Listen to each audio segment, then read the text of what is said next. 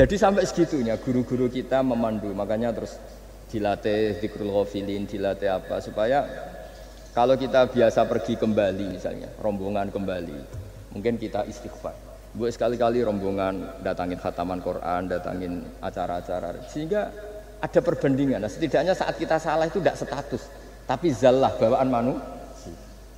Tapi status kita adalah faman kanat hijratuhu ila Allahi wa rasulih fa hijratuhu ila Allahi wa rasulih. Nah, kemudian kenapa itu menjadi perilaku masif di seluruh dunia? Kalau khataman justru ditutup oleh awal Baqarah. Kan agak aneh khataman kok ditutup dengan permukaan atau permulaan. Ya. Itu terus beliau ini di beberapa kitab diterangkan anna rajulan qala ya Rasulullah ayul a'mali afdalu. Amal terbaik itu apa ya Rasulullah? Qal alaika bil halil murtahil. Terus wa ma halul murtahil? Qal sahibul qur'ani kullama khalla irtahala. Amal terbaik itu adalah amal setelah selesai ingin melakukan lagi. Apa itu? Orang yang menghafalkan Quran atau membaca Quran atau khataman Quran setelah selesai langsung dimulai lagi. Nah, ini di sini diartikan kullama faragha min khutmatin syara'a fi ukhra. Jadi satu khataman selesai kemudian lanjut lagi. Ya kan kalau kita misalnya orang kaya ke Singapura wisata, kan langsung mungkin sudah punya brosur lagi, mungkin mau ke New Zealand atau apa. Kenapa pas urusan khataman ndak itu? Jadi manusia itu yang benar gitu. Jadi ya kira-kira gitu. Jadi ini teman-teman yang sedang khataman, bahwa perilaku Anda sudah benar. Memang mulai dulu zaman Rasulullah SAW sampai sekarang memang justru khataman itu ditutup dengan wa ulaika humul muflihun sebagai bentuk komitmen kita bahwa kita ingin memulai lagi, bukan berakhir di situ. Saya kira demikian. Assalamualaikum warahmatullahi wabarakatuh.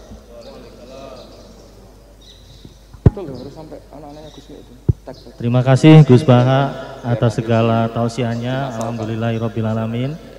Banyak hal yang bisa kita dapatkan dari tausiah beliau. Mudah-mudahan semua menjadi pijakan kita untuk terus berbuat kebaikan dan mewujudkan akhlak sebagai core value BUMN dalam keseharian kita berlandaskan Al-Quran. Untuk selanjutnya tanya jawab, mungkin panitia bisa menampilkan zoomnya dua. Yang pertama dari Aljazair, Pak Haidar yang khataman dari Aljazair, bisa ditampilkan zoomnya untuk bertanya langsung ke beliau. Kan lebih cepat kalau. Silakan Pak Haidar.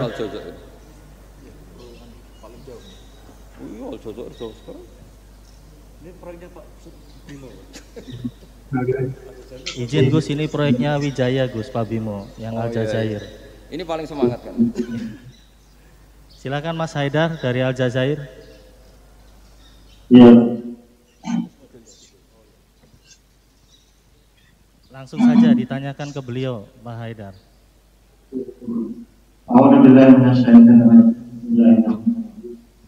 Assalamualaikum warahmatullahi wabarakatuh. Yang saya sangat hormati Gus Baha, kemudian Pak Alia, Pak Bimo, dan teman-teman panitia pengajian, kemudian rekan-rekan dimanapun berada. Izinkan saya memperkenalkan diri.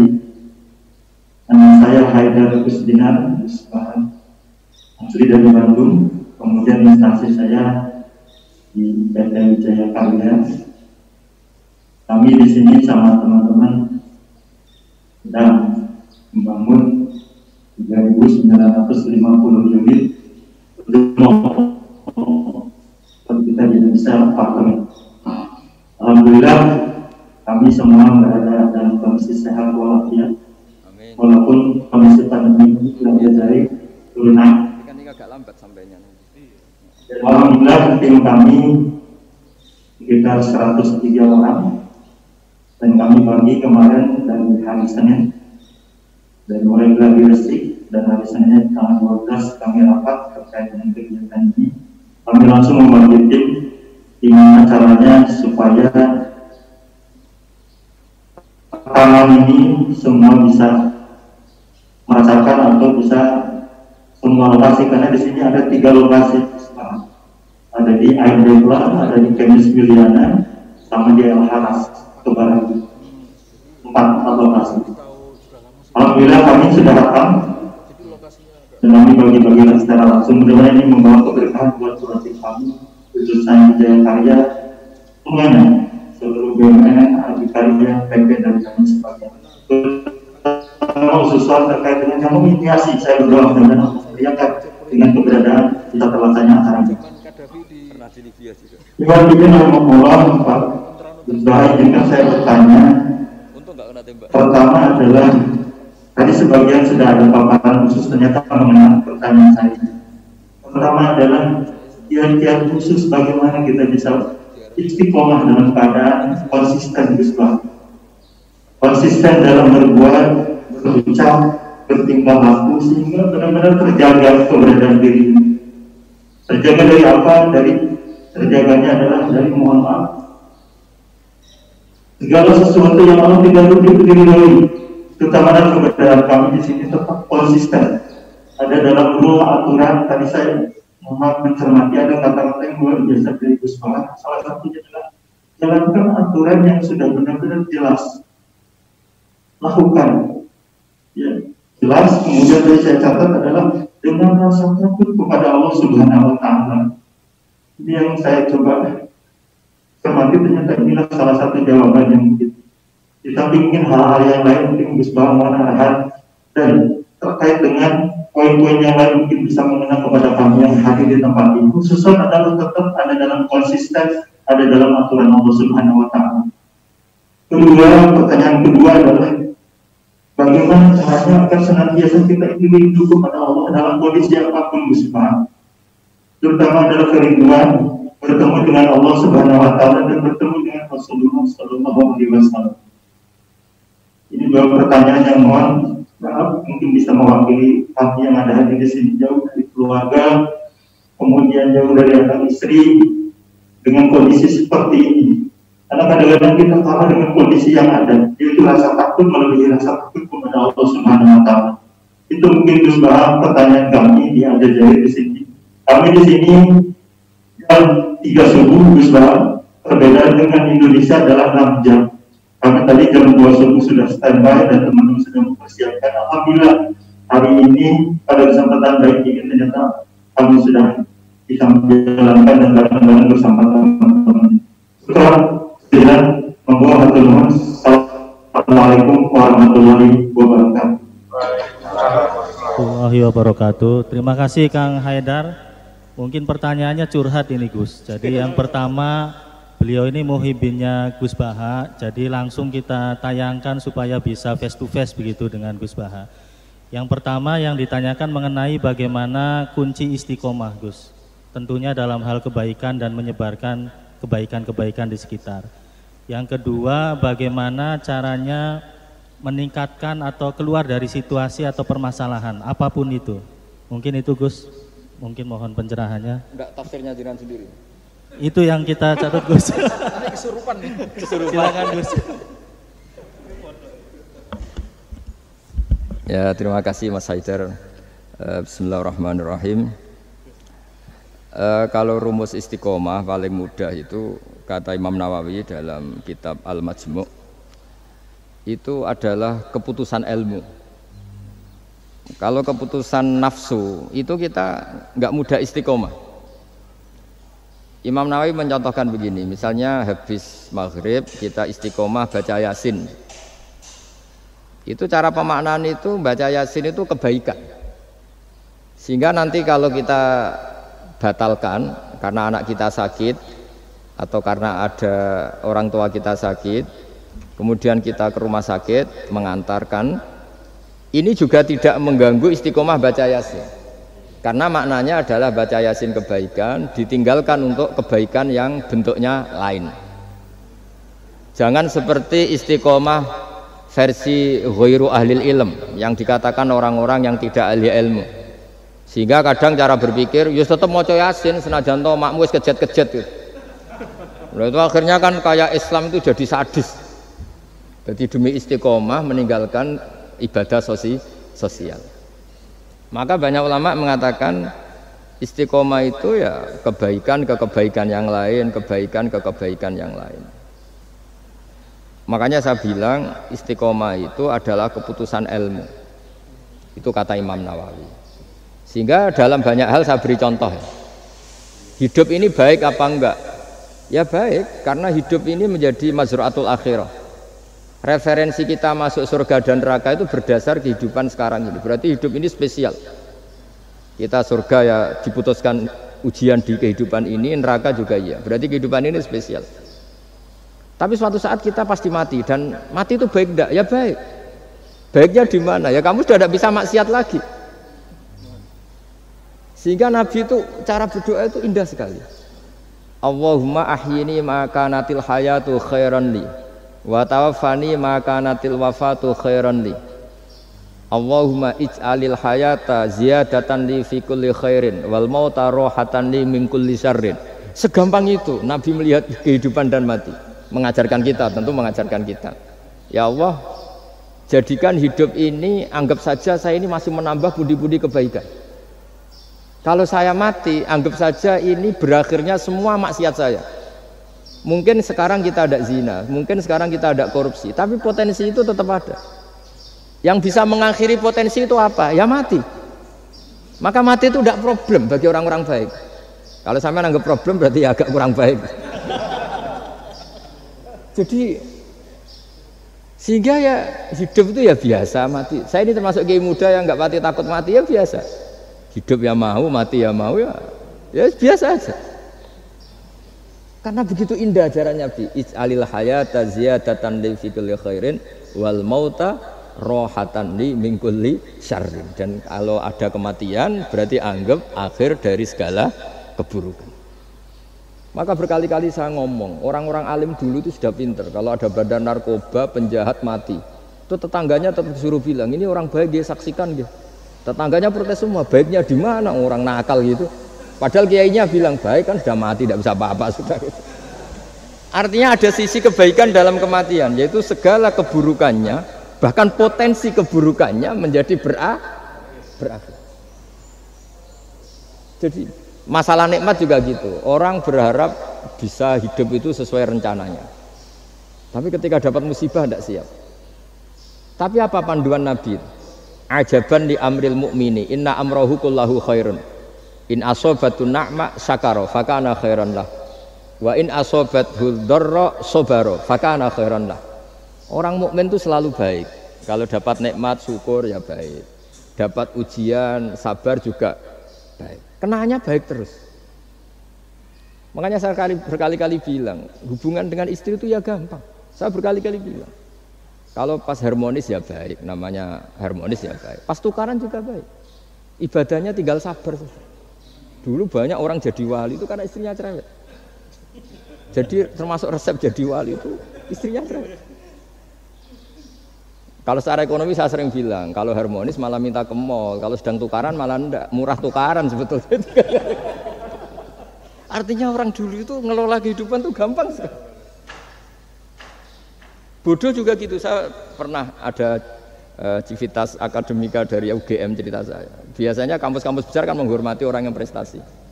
Saya bilang ke beberapa profesor, ya cocokkan lah. Kalau dalam pandangan kiai gimana Gus?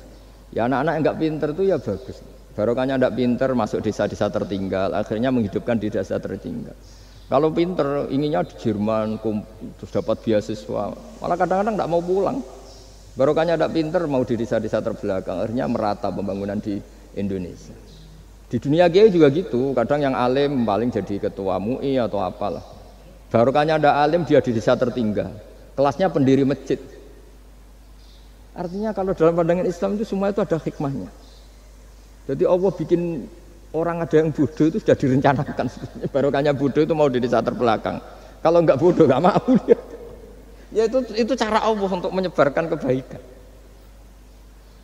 Ya ini kan fatwa ala kiai, sampean jangan buka. Wah ini berarti bikin itu Gus, berarti orang bodoh ya hebat. Ya memang hebat, Allah sudah merencanakan, tapi ya jangan dimasifkan. Orang bodoh jumlahnya sudah banyak lah, tidak usah ditambah.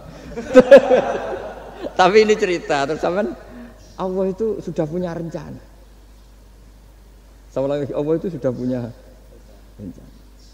Jangan sampai kita ini nggak tahu rencana Tuhan. Makanya akhir dari kesimpulan orang-orang itu, orang-orang baik, subhanak rabbana subhanak rabbana ma khalaqta hadza batilan subhanaka faqina adzabannar. Semua yang kau ciptakan itu tidak ada yang sia-sia. Saya pernah di Korea, ini pengalaman saya. Itu rata-rata saudara kita yang ke Korea itu kan nyari uang. Ternyata setelah di sana nggak ada masjid, ya do bikin masjid, kadang nyewa. Itu cara Allah untuk menyebarkan Islam di Korea, kadang ya lewat pekerja gitu. Dulu Indonesia sejarah yang terkenal ada Islam ya ada orang ingin kaya terus dagang ke Indonesia, orang Gujarat. Gara-gara dagang ke Indonesia terus kenal orang pribumi karena bawaannya orang Muslim ya mengkampanyekan Islam terus ada Islam. Jadi sederhana. Mbah Mun pernah cerita Harun Ar-Rasyid itu kalau punya tahanan politik itu dibuang. Itu di Irak, Baghdad. Buangnya di mana? Di Fakfak, di Irian Jaya. Makanya di Fakfak itu banyak imigran turunan apa? Arab. Itu dulu itu rival politiknya Harun Ar-Rasyid. Ketika di sana melihat orang Irian tuh pakai koteka itu bilang Urian terus jadi Irian itu. Urian itu maknanya apa? Telanjang. Jadi bahasa Arabnya telanjang itu apa? Urian itu telanjang, jadi Irian ya. Itu ya barokahnya buangan politik ya, tapi bukan tahanan kriminal, tahanan politik dibuang di sana, kemudian ada Islam di sana. Itu cara Allah. Begitu juga Islam di Eropa, kadang dibawa mahasiswa yang dulu ketika di Indonesia agak kepikiran jadi kiai. Barokah kuliah di Eropa malah jadi kiai, mereka nggak ada saingannya. Nggak ketemu saya lah kira-kira gitu. Kalau di sini kan nggak bisa jadi kiai. Artinya sudahlah Allah itu nggak usah diajarin gitu. Makanya Allah pernah ngendikan kul atu alimuna wa bidinikum. Aku itu pangeran, ora usah warai carane beragama. Nah kita sekarang ini beragama tapi ngajari Allah. Harusnya Islam tuh gini ya Allah. Pangeran mbok warai. Makanya rata-rata dunia ulama itu dunia minum ide di bab itu. Karena harus yakin agama ini milik Allah pasti diurus Allah. Allah tidak usah diguruin gitu. Tapi kalau kita kan nggak ingin punya konsep organisasi apa, forum apa untuk mengembangkan apa, ya itu bagus lah namanya ikhtiar itu. Tapi kalau di dunia ulama itu malah enggak. Karena Allah punya cara sendiri untuk menyebarkan. Ya coba yang membawa Islam ke Amerika itu orang imigran. Di Eropa juga sama, apalagi di Prancis ya. Itu kan imigran Aljazair rata-rata itu. Makanya Mas Haidar ini dari Aljazair. Ya sudahlah, kita ikhtiar, istiqomah itu nomor satu, benahi ilmu Anda, cara berpikir Anda. Ya ketika kita harmonis ya istiqomahnya syukur, kalau tukaran istiqomahnya sabar. Kalau punya teman sebaik ini ya istiqomahnya mitra kebaikan. Kalau sedang benci ya bagus lah, barokahnya itu udah utang, udah ngel-ngel, sudah diganteng saja hidup itu. Masyhur itu dawuh Imam Syafi'i.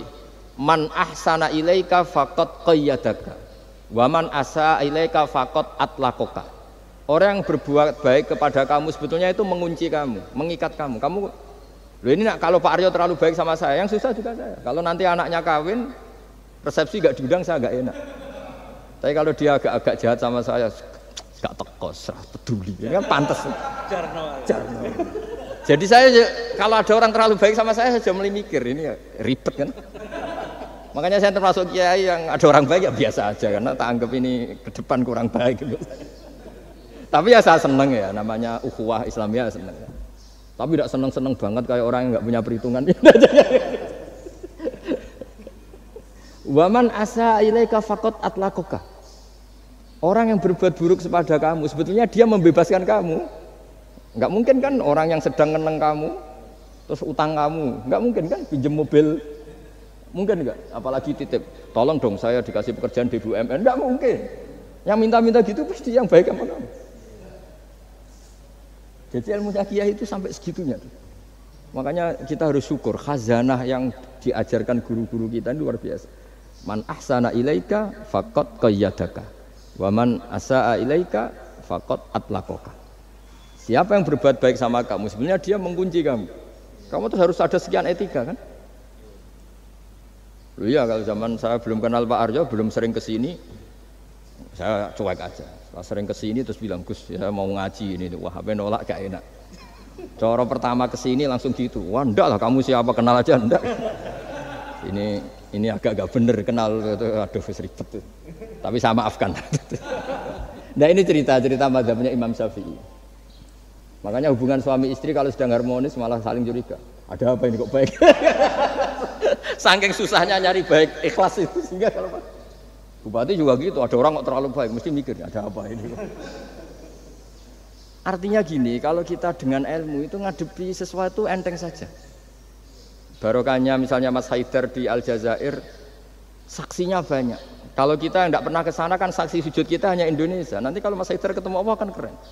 Kamu pernah sujud? Pernah Gusti. Saksinya Indonesia dan Aljazair. Karena bumi yang tempat kita sujud menjadi apa? Saksi. Semakin sering kemana-mana saksinya semakin banyak. Sehingga dalam waktu sholat itu ada aturan disunatkan untuk sholat sunat itu tempatnya berganti-ganti atau bergeser-geser. Karena saksinya tuh kayak tambah banyak. Bahkan ada yang ekstrim sampai nggak mau pakai sajadah. Saksi sajadah itu tidak meyakinkan, mendingan keramik. Sampai segitunya ada yang ekstrim itu. Kan lebih keren. Kalau sajadah kan hanya selembar kain. Ya, tapi nanti sajadahnya kan bilang, saya tidak bisa berdiri sendiri tanpa ada bumi. Akhirnya mau tidak mau buminya akan ikut bersaksi. Terus yang terakhir gimana? Sudah gitu ya? Ya tadi itu kan dengan cara pandang seperti itu kan selesai sendiri. Misalnya Anda baru umpatin tetangga atau anak buah atau pimpinan kan pakai mazhab Syafi'i, bagus lah. Karena ya tadi kalau kurang baik kan fakot atlaku membebaskan kamu. Ya itu sudah jawaban. Wah ini moderatornya. Pak Sultan ini masalah Pak Sultan ya. Baik, terima kasih Mas Haidar. Jadi nanti kalau kurang jelas bisa diputar YouTube-nya. Yang penting kuotanya cukup dan wifi-nya kenceng begitu ya Gus ya. Terima kasih. Selanjutnya karena satu pertanyaan, satu lagi, minta tolong panitia bisa disambungkan ke yang khataman di Aceh. Sekalian aja sama yang Merauke ya. Tapi satu pertanyaan saja singkat. Jangan punya cita-cita misalnya ingin bikin masjid atau ingin bikin meskipun nggak kesampaian. Itu status Anda. Nah,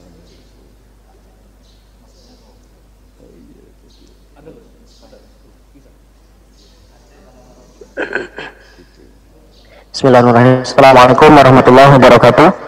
Assalamualaikum warahmatullahi wabarakatuh. Aceh. Alhamdulillah, bersyukur kepada Allah, salawat pada Rasulullah sallallahu alaihi wasallam. Allahumma shalli ala sayyidina Muhammad wa ala sayyidina Muhammad. Yang kami hormati Gus Baha, kami dari Aceh insyaallah akan bertanya mengenai mungkin tidak jauh beda dengan Aljazair.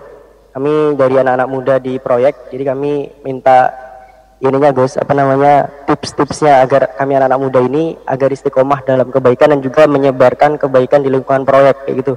Jadi harapannya memang di lingkungan proyek juga tidak membatasi kita untuk selalu berbuat kebaikan dan juga menyebarkan kebaikan ataupun berdakwah di lingkungan proyek. Mungkin itu saja Gus. Syukur-syukurullah. Assalamualaikum warahmatullahi wabarakatuh. Waalaikumsalam warahmatullahi wabarakatuh. Ayo jubirnya ini. Satu lagi yang Merauke sekalian. Oh iya, satu lagi. Jadi dia satunya agak diingat-ingat, yang diingat lagi ingat. Kan enggak boleh. Harus terus lanjut, Pak. Iya, terus. Provokator semua. Assalamualaikum warahmatullahi wabarakatuh. Assalamualaikum. Saya Asep Sanjaya dari PT PP Persero, proyek PLTMG Merauke 2. Yang terhormat Gus Baha dan Bapak Aryo. Saya dari anak-anak tua lah. Kalau mereka tadi anak muda, kalau saya itu anak tua. Pertanyaan saya, bagaimana cara mengokohkan di dalam ranah bekerja atau pekerjaan? Karena Di era sekarang ini banyak yang menyampingkan akhlak demi mendapatkan kepuasan diri sendiri. Terima kasih. Waalaikumsalam warahmatullahi wabarakatuh. Waalaikumsalam warahmatullahi wabarakatuh. Ini milenial, Gus. Jadi memang di proyek ini ada yang milenial, kolonial, ada juga yang campuran, Gus. Miko namanya, milenial kolonial.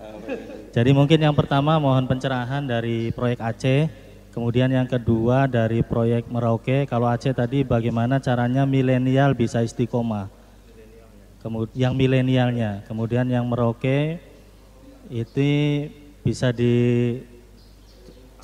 mengenai akhlak ya Gus ya, sebagai core value-nya BUMN terutama antara anak dengan orang tua. Monggo Gus, silakan. Pakai ini aja. Bismillahirrahmanirrahim. Sesuai disiplin yang saya tekuni yaitu ilmu. Seperti yang saya jawab pada Mas Haidar tadi dari Aljazair. Untuk yang Aceh juga sama. Kita di perantauan, saya pernah ditanya anak yang kuliah di Inggris, juga pernah ditanya anak yang kuliah di Amerika. Pertanyaannya itu, Gus, kita di negara yang sistemnya itu lebih mapan ketimbang negara yang kita huni. Itu cara terus menjaga syukur sama Allah itu gimana? Ya saya jawab, apapun baiknya negara di Eropa maupun Amerika, ketergantungan Anda pada sistem negara itu lebih tergantung pada nikmatnya Allah. Untuk kamu dideportasi itu butuh ketangkep, butuh ini itu. Tapi kalau kamu nggak dikasih oksigen sama Allah saat itu juga Anda mati. Kalau Allah mengambil buminya dengan memberi gempa yang besar, saat itu juga Anda mati. Artinya dia tanya, gimana cara ingat Allah di negara-negara maju seperti itu? Terus tak latih bahwa utang jasa kamu kepada Allah itu jauh di atas utang jasa kamu terhadap sistem negara. Artinya oke lah kita ngakui sistem negara itu baik, kita juga loyal sama negara. Tapi kenapa orang Islam selalu disuruh uzkuru wa dzikron katsira, ingat Allah sebanyak-banyaknya? Karena nikmatnya Allah memang jauh lebih banyak. Kita dapat uang BLT itu ada prosedurnya, setidaknya dimiskinkan dulu, didaftar dulu. Tapi kalau dapat oksigen sekarang juga, kita tidak pernah setor miskin sama Allah, sudah dikasih. Kita pakai buminya Allah, tidak setor kebutuhan dulu, status apa, langsung dikasih, langsung pakai, nggak bayar lagi. Nah semakin kita berpikir seperti itu, maka utang jasa kita kepada Allah semakin banyak. Akhirnya dengan demikian kita fasih, kita mengatakan Alhamdulillah, melafadzkan Alhamdulillah. Sehingga di surat Waqiah, Allah melatih kita seperti itu. Nahnu khalaqnakum falaula tusaddiqun. Yang menciptakan kamu itu kita, saya, maka kamu harus begini. Yang menurunkan hujan itu saya, kata Allah, kamu harus bersyukur. Bumi yang kamu huni, kata Allah, bisa saja setiap saat ayakhsifa bikumul ard. Bumi yang kamu huni yang kelihatannya kokoh, setiap saat bisa likuifaksi. Air yang kamu minum bisa saja setiap saat ya ghauran itu qul ara'aitum min asbaha ma'ukum ghauran. Dengan melihat seperti itu, bumi yang kita huni ternyata enggak posisi aman, setiap saat Allah bisa membuat likuifaksi. Nah dengan cara seperti itu kita akan tahu betapa ketergantungan kita kepada Allah Subhanahu wa Ta'ala, sehingga mudah ingat Allah terus menerus. Ya dengan cara tadi baca wiridan-wiridan yang diajarkan guru-guru kita, termasuk yang ada di kitab-kitab Dzikrul Ghafilin dan sebagainya. Nah yang untuk anak tua tadi juga sama seperti itu. Meskipun di bumi Papua, kalau kita ingat itu pasti ketergantungan kita pertama pada Allah Ta'ala. Makanya Allah itu mengancam untuk orang yang tidak ingat kepadanya, ancamannya itu ekstrim. Malam yardo bi qodoi walam yaskur na'mai. Ini hadis lengkapnya. Walam yasbir ala balai falyatlub robban siwai wal yakhruj min tahti ardi wa samai. Siapa yang tidak ngakui saya sebagai Tuhan, kata Allah, enggak apa-apa, kata Allah. Kamu enggak ngakui saya sebagai Tuhan, kata Allah, enggak apa-apa. Tapi jangan nempat di bumiku. Itu bikinanku, enggak bikinan BUMN. Bumi itu enggak bikinan BUMN. Wah itu aja sudah pusing kamu, diancam fal yakhruj min tahti ardi wa samai. Sudah, kamu enggak apa-apa ngakui saya ada Tuhan, enggak apa-apa, kata Allah. Tapi jangan nempat bumiku. Terus kamu nempat di mana tuh? Ngontrak gua ada. Ya gitulah kira-kira cara, yaitu lagi-lagi saya bilang karena saya nekuni ilmu ya saya jawab dengan cara ilmu. Nah, terus beberapa kiai dengan cara suruh ngelafatkan kalimat-kalimat thayyibah tertentu. Tapi itu pun nanti muaranya itu ilmu. Karena kalimat-kalimat itu menjadi baik dan berkualitas juga berdasar ilmu. Ya, makanya saya bilang supaya mudah ingat Allah, caranya gimana? Semua yang kita pakai itu milik Allah. Maka terima kasih utamanya kepada Allah. Ya saya kira demikian. Semoga ini barokah. Barokatul ilm, terutama barokatul Quran. Assalamualaikum warahmatullahi wabarakatuh. Waalaikumsalam warahmatullahi wabarakatuh.